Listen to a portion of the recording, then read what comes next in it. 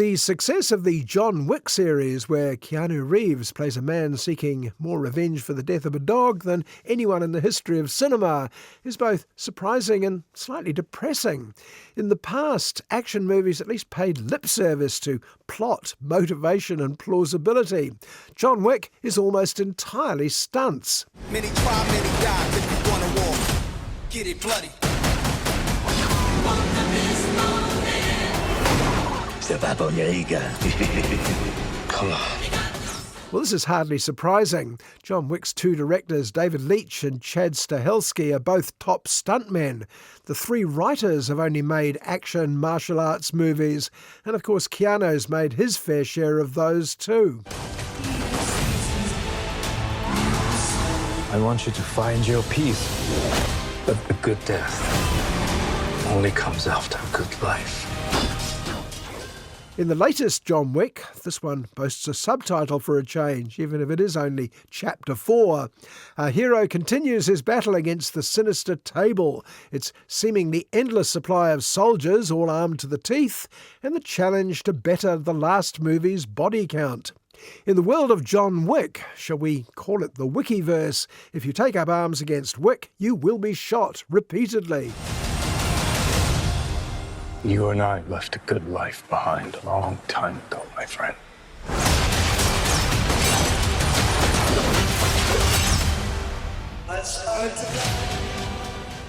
Curiously, it takes several shots to kill someone in the Wickiverse. In fact, sometimes even then. I mean, the mustachioed leading soldier in Chapter 4 was killed several times, I thought, before he took his final bow. Mr. Moustache was working for the actual villain, the sinister, or at least French, Marquis. A new day is dawning.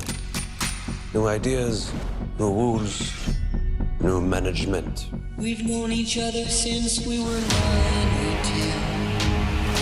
Who is this? The Marquis de Gramont. Nice to see Ian McShane playing Wick's friend Winston, providing a certain amount of exposition. Not that the John Wick movies need much in the way of exposition. Also along for the ride, playing a character called the Bowery King, is Keanu's old Matrix colleague Laurence Fishburne. This hit goes out to you, Mr. Wick. Woke up this morning. 42 regular, wasn't it? Yeah. And so it begins. There's some significance in the suit Mr. Bowery hands Wick, though I didn't spot it at the time. It seems the suit has a certain amount of bulletproofing built into it. And this explains why every time John Wick walks into another hail of bullets, he protects himself by clutching the lapel, so most of them bounce off. If only his opponents had such a helpful tailor. Man has to look his best when it's time to get married. Or buried. I'm going to need a gun. Goodbye, my friend. It's hard to die. But there's no question of that. They may attack in dozens, but the end result is always the same. John Wick manages to bump them all off in endlessly imaginative ways. As someone occasionally says, there can be only one. No one. Not even you. Can kill everyone. This is a quote from another film with a daunting body count. Back in the days of straight-to-video, there was a movie called The Highlander, which boasted that only one crack, often intoned by Clancy Brown. Brown pops up in this film to do a similar job. Under the old laws, only one can survive. Failure to meet at sunrise It's hard to die. will result in execution. Clancy Brown showing how to deliver exposition. The story, or at least the narrative of Chapter 4, involves the Marquis employed by the Table to sick his hundreds of minions onto Wick. The arms bill alone must run into the millions, in revenge for all the anti-Table activities in Chapters 1 through 3. You want to kill him? I want to kill him. I'm going to kill you.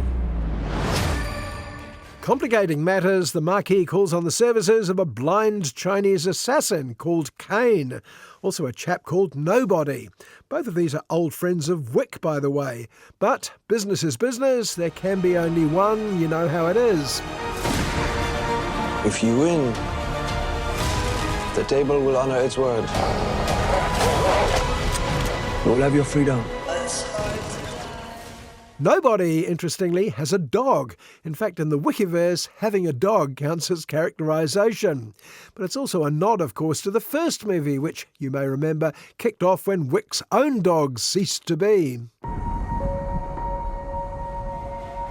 Saying goodbyes? Saying hello. You think your wife can hear you? No. And why bother? Maybe I'm wrong. John Wick has also revived the cool one-liner, which used to be a staple of all those action movies of the past. I suspect Keanu may have written these himself, since the rest of the writers' room has been busy devising endless new stunts. The stunts, incidentally, are undeniably pretty cool. The only way John Wick will ever have freedom and peace is in death.